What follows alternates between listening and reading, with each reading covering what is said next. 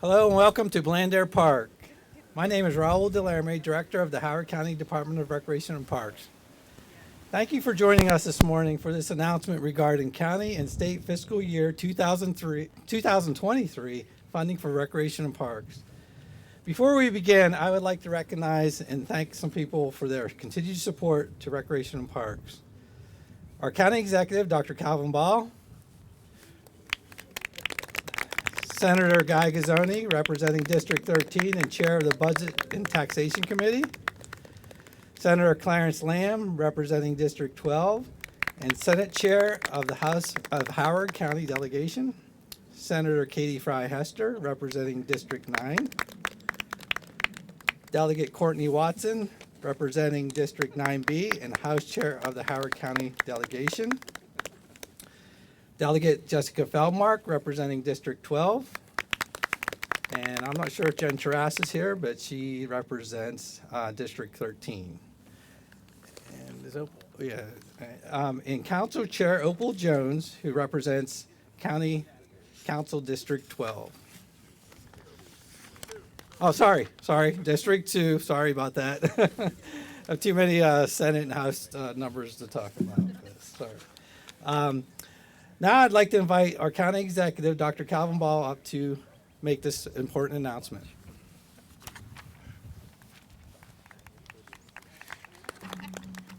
Well, thank you so much, Raul, and thank the entire team at our Recreation and Parks who is phenomenal and who worked incredibly hard.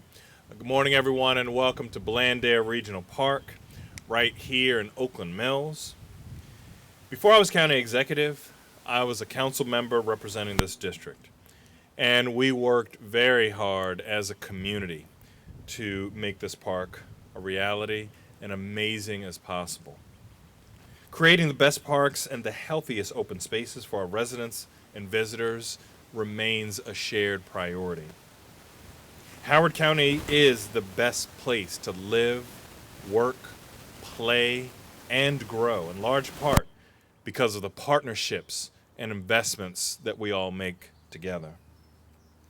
But before our community gets to play, the dedicated public servants like those gathered here today, and again, our dedicated folks who work with Recreation and Parks and all of our other departments, do the work.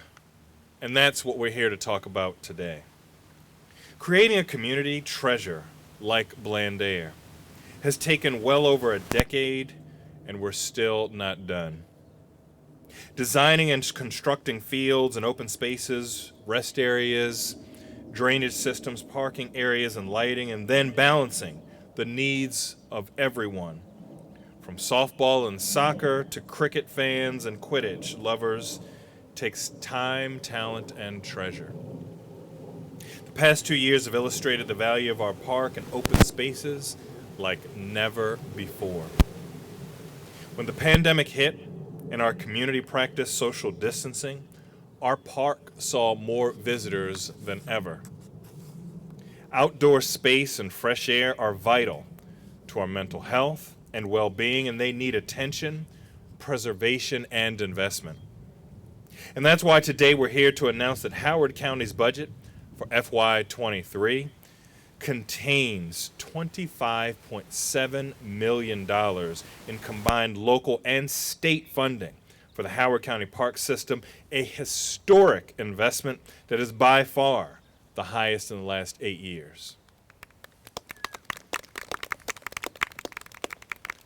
Of that total, $14 million is coming from county funding, and $11.7 million comes from the state through the efforts of our remarkable state delegation. That's right, give them a big clap, because they're remarkable. This funding will be used in every corner of Howard County, from our 8 regional parks to our 29 neighborhood parks, and will create everything from new fields and lighting to bridges and stairways that will help us access our beloved trails, folks of all ages and abilities.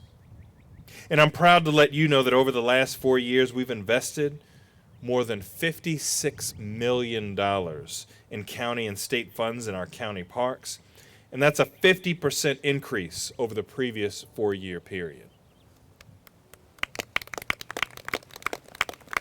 Here at Blandair, we'll enter the next phase of construction, building the largest skate park in Howard County and adding 2 new basketball courts, 6 pickleball courts to make room for one of the fastest growing activities in our country. Pickleball players will be getting even more love with funding in the FY23 budget. We'll be adding 8 new pickleball courts to Western Regional Park in Woodbine. And these investments we're announcing today are comprehensive. At Schooley Mill Park in Highland, we'll be making renovations to the equestrian ring, providing better facilities for our horse lovers. And some of you may not know that according to our economic development, there are more horses per capita in Howard County than anywhere in the nation. At Troy Park in Elkridge, we'll be installing new bleachers and restroom for the comfort of our families and visitors. At Huntington Park in Columbia, we'll be adding pathways and basketball courts. And with such an extensive park system and so many users, the need is greater than ever to maintain our investments. And that's why in my FY23 budget, we'll be repaving courts and pathways, replacing turf fields, adding storm drainage, updating restrooms, installing fences, and replacing bridges in every part of Howard County. These investments come as Howard County is evolving and moving past its rapid growth development period. The construction pipeline has slowed greatly in recent years, and our focus now is shifting to more redevelopment and preservation, which is better for our environment and will be more cost effective. We are seeing building permits, development plan submissions, and housing allocations at their lowest level in years. And that's why we've announced that we are preserving more green space with the purchase of Camp Ilchester from the Girl Scouts in Central Maryland. And that's pending council approval, of course. And that's nearly 21 acres of land that will be preserved as open space and utilized for recreation. As a maturing county, we must work harder than ever to preserve open space and create recreational amenities. We're incredibly grateful to our partners in the state delegation who have helped secure major funding that will be used to replace playground equipment at Centennial, Waterloo, and Rockburn Parks. Fund improvements right here at Blandair and at West Friendship Parks. Build bridges to connect the Savage Mill and Wincopin Trail, and support the North Laurel Community Center pool. I want to thank Senator Gazzoni personally, publicly, as well as our entire state delegation for looking out for Howard County and helping us to improve our parks. That's right, they all deserve a big round of applause. And again, I want to thank our Recreation and Parks team for being excellent stewards for our green spaces in our community. And our residents will see, give them a big round of applause, because they do the work. Thank you. Our residents will continue to see improvements and renovations in every corner of our county, and our quality of life will continue to improve. We're truly making historic investments today, for tomorrow, for all. Thank you. Good morning, everyone. This is a particularly exciting day. I love following the county executive because he is so thorough in giving us a picture of all the good things that are happening, and they are tremendous.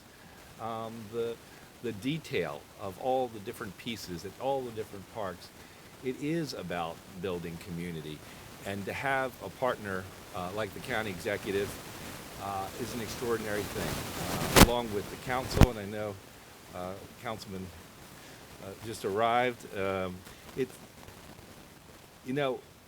Being part of a team is really important, and our delegation, our state delegation, has been tremendous. I want to first just sort of paint a picture of sort of a commitment to the park system in general that has occurred, quite frankly, over the COVID period. Park usage, both in Howard County but across the whole state, has gone up tremendously. And for a number of years, unfortunately, we probably have not kept pace with the improvements that were needed in everything across the state. This year, the state delegation supported $130 million for parks across the state of Maryland for improvement and maintenance that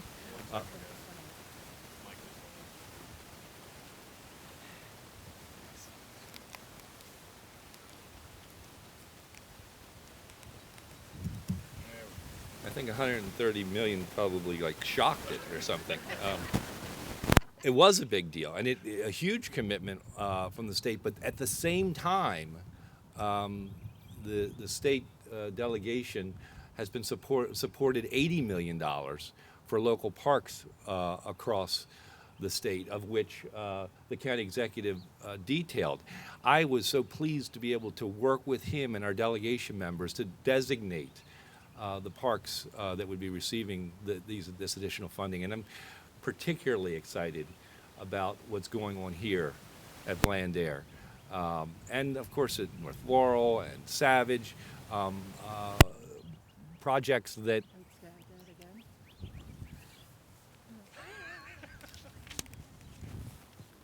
Test. that must be a cue. So I'll just wrap it up by saying the delegation, it's dead. Sorry, Senator. Sorry about that, Senator Gazzoni. But thank you. We really appreciate all what you've done for us. If you want to continue, you're welcome. There you go. There you go. Thank you. I would like to invite Senator Clarence Lam to come up to say a few words.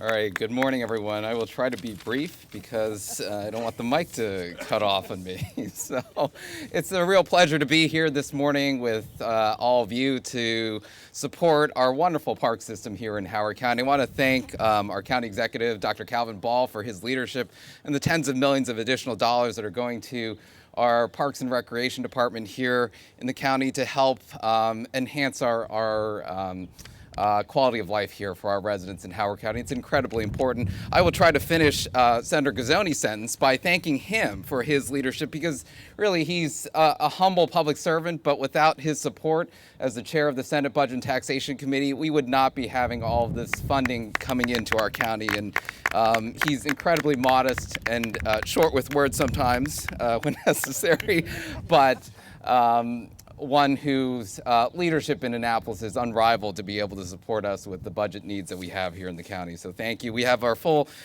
many members of our delegation here, our House co-chair, Delegate Courtney Watson, Delegate Jessica Feldmark, as well as Senator Katie Fry-Hester here. It's been a busy legislative session that adjourned earlier this session. We've had a lot of work, including a significant bill that the state passed to help enhance our state parks throughout Maryland. This was the Great Maryland Outdoors Act, and it's really an effort that came together because of a commission that was stood up a year or two ago, chaired by former Governor Paris Glendening, to look at our state's park system comprehensively and to issue recommendations. One of the things that they noted, particularly during the pandemic over the past 2 years, is that our parks have been incredibly used by many folks who have felt hemmed in their houses and really looking for ways and outlets to be able to get out and enjoy the outdoors in a safe manner. And so many of our parks have seen incredibly high usage. Some have had to close because of capacity issues. And so this session, we passed the Great Maryland Outdoors Act, as Senator Gazzoni mentioned, with millions, tens of millions of additional dollars going into our state park system, and also being able to help support our local park system too in great partnership, without which we wouldn't be able to be here today. And so I also want to highlight a few additional dollars that are coming in as local bond initiatives for a variety of parks here in Howard County. That not only includes $1.7 million for this park here at Blandair, but also $200,000 for Centennial Park West, and another $150,000 for Rockburn Branch Park, $550,000 for Waterloo Park, and West Friendship Park is receiving $400,000 as well. All funding that we find as a delegation to be incredibly supportive to our community here. A total of $3 million going to parks here in Howard County just this past year. So with that, let me pause here. I want to thank also Raul and his team for their incredible effort in making sure that we maintain, sustain, enhance, and expand our park system here in Howard County. And thank you for everything that you've done to support our community here today. Thank you. Thank you, Raul. Good morning, everyone. It is such a pleasure to be here today. And on behalf of the House side of the Howard County delegation, we want to thank our county executive, Calvin Ball, who has worked so closely with us in order to advocate for funding for Howard County. I also want to thank the employees of Recreation and Parks. You probably don't know this, and my colleagues up here probably don't know this, but my very first job at age 14 was with Howard County Recreation and Parks. I was a camp counselor, or an aide to a camp counselor in a gymnastics camp at Clarksville Middle School. And the department has always been filled with passionate people who care about the work that they do and care about providing our citizens with recreation opportunities and care about how our parks look and the upkeep of our parks. So Howard County citizens have a great debt to all of you that are here today and all of the employees that work in our parks. And Senator Guy Gazzoni was reminding me how it's easy in the moment to lose track of a vision. But this particular park, Blandair, was a vision at first back in 1998 under Governor Glendenning and County Executive Jim Roby. And it was hard to imagine that it would look like this. But this is what we do when we start on day one with the vision. And the original people create that vision, and the people that come after expand it. And this is where we are today. And in 10 years from now, we will have even more to celebrate here in Blandair and across the county. So thank all of you for your participation and your partnership with us in providing the funding. Thank you, Delegate Watson. I would like to invite Council Chair Opal Jones, who represents Council District 2, to come up to say a few words. Good morning, everyone. I will be even more brief. Good morning, County Executive Ball, members of our state delegation, colleagues, and community leaders. It is an honor to bring greetings on behalf of the Howard County Council. Thank you so much for the funding. Thank you for all you do. It's a pleasure to be here. Have a good day. Thank you, Council Chair Jones. I would like to invite Ginny Thomas, who is the Columbia Association representative for the Oakland Mills Village Board, to come up to say a few words.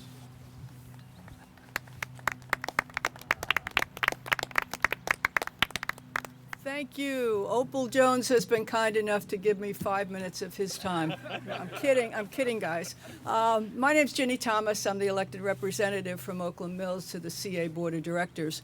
And I want to tell you, we work closely with Parks and Recreation, a lot of issues like Wine in the Woods. They are phenomenal staff, but you already know that. So I'm not here to bring money like my distinguished state delegates in the past and the current ones, the county council in the past and the current ones, and Dr. Ball. But I am here to give you a quick history lesson. I'll be brief about it, I promise, and also to ask a special request from Dr. Ball. You ready for that? Quick history lesson. How many of you know who owned this farm? All right, a few of you, great. How many of you know what it was used? Well, I just said farm. Forget it. Okay, all right, all right. Elizabeth Smith and her family came out here a long time ago. This is over 300 acres. Some of you know that, some of you don't. My experience with Elizabeth Smith, and I'm sorry for those of you that have heard this before, but I'll get to the point, was that she drove up to my house when I was on the county council. I don't know how she found where I live, but anyway, she was in a little blue Volkswagen Bug, got out, she's about that tall, really determined and very angry. She came into the house, but then she found out I had dogs and cats and hamsters and I forget what else. So she was happy because she belonged to the Humane Society and was a big lover of animals. So we got a good start. She was angry she was going to sell this farm. Her parents had passed away. She was the owner. She was going to sell. She was furious. The state had put 175 through her land and divided it. She was renting to Farmer John and he from Elkridge, and he was farming this land, and she had just had it because then the county was going to expand a road, Oakland Mills Road, and take even more of the farmland. So she was just going to sell.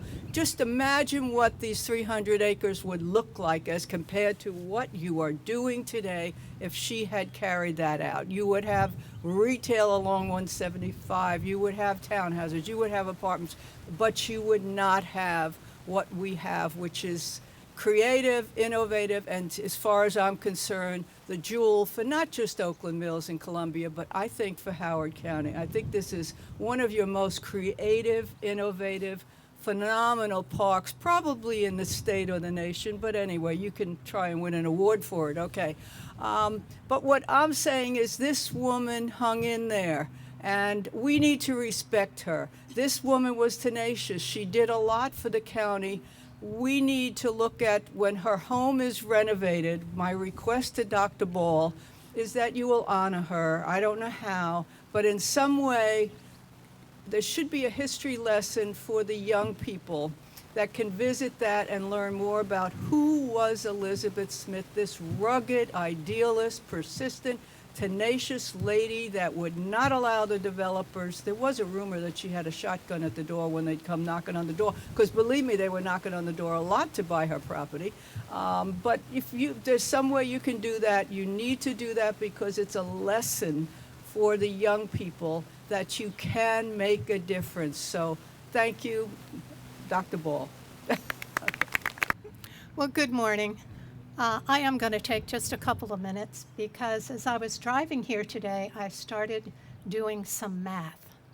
And I realized that my connection to the Savage Mill Trail predates the Savage Mill Trail. My husband and I were fortunate enough to purchase our property above the trail, above the Little Patuxent, back in 1972. So by my math, as these new wonderful projects are coming to fruition, it's like a 50-year celebration. And I appreciate all the people who have cooperated to bring these funds, and that they not only will be used to build new things, like the wonderful extension of the Between the Bridges project, but will also go to renovating and restoring the existing trails. Now, what I want to tell from personal experience is when my husband and I bought the property, we didn't tell our parents. And we didn't tell our parents because we knew they would think we had lost our minds. We were only married a few years. We had a great love of the natural environment. We saw this property and we took out a balloon mortgage to buy it. That's how much we wanted it. Why would our parents think we were crazy? Because what today is the beautiful river with the falls, at that time, the river was full of the burned out carcasses of automobiles and hundreds of tires that had been rolled through the property we were purchasing down into the river. But I give my husband credit as a planner for the state of Maryland. He knew in his heart that things were going to change with water quality, etc. And although there was a 17-year break between the time we purchased and the time we built our house, because we bought the land knowing it didn't perk, lots of good things happened, including the Rails to Trails program coming through and all the wonderful improvements being done. During the early years, as I call them, there were marvelous features in the park, including a beautiful, I'm blanking on the word now, senior moment, amphitheater. A beautiful natural amphitheater between the trail and the river. And our firstborn, at about the age of 5, decided she wanted to get married there because it was such a great location. Unfortunately, by the time she was of marrying age, it had deteriorated, as had other parts of the park. It's been so wonderful to see the improvements that are underway, some new stairways, etc., from funding you presented last year. I don't forget. So it is indeed a blessing to see a trail that went from nothing to greatness to decline to now come back to greatness and to expand from the Bowman Bridge over to the Trust Bridge in Guilford. So I want to thank everyone involved in this process for remembering savages out there, and savage people are savage about defending the environment. Had to get that in there, Sapa.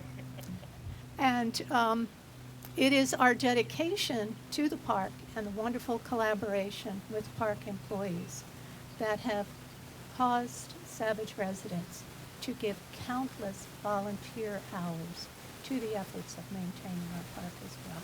So we appreciate the continuing partnership. Thank you. Thank you, Susan. I'd like to thank a few staff members who were very instrumental in creating our budget, and that's Bob Linz and Brian Moody. And I'd also like to thank all the other staff who are here today. Appreciate all your help as well. We are truly grateful for the county's and state financial support to our fiscal year 2023 budget. This funding will allow us to acquire land, design and construct additional phases of existing park projects, and address and maintain and renovate aging infrastructure that's deteriorating over the years, but this will be very helpful, so I thank you for that. And we also strive to expand and enhance our park system and programs to meet leisure, learning, and wellness needs for all those who live, work, and play in Howard County. This concludes our announcement, and I thank you for coming out today and watching online. Thank you.